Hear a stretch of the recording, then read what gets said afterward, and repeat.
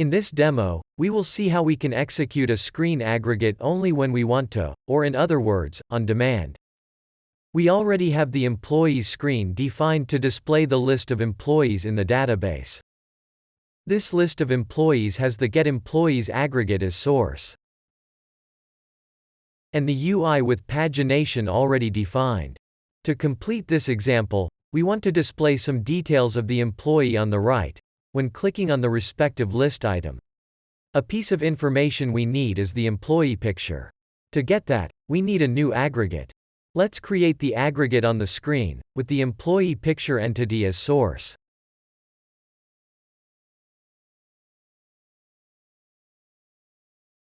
We need to filter the aggregate by the ID of the employee we want, to make sure we only get the details of that employee.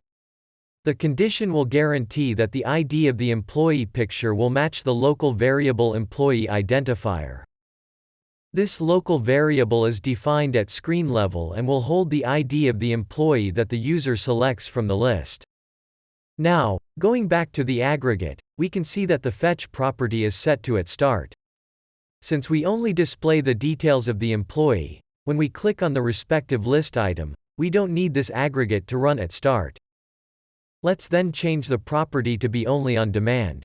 Let's now define the UI to display the details of the employee, using a list item content, and display the picture, full name, email and location. This can easily be done using the attributes of the sources of the aggregate.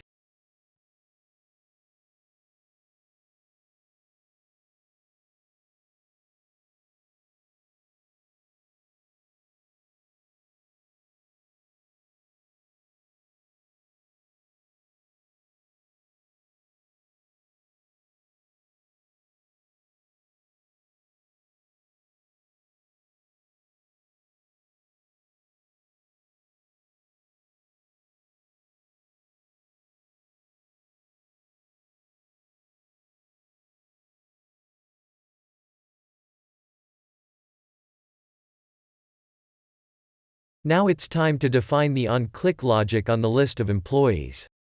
We already have an action created and associated with the on-click event of the list item. Let's open the action and implement the logic. First, we need to assign the local variable with the employee identifier selected in the list.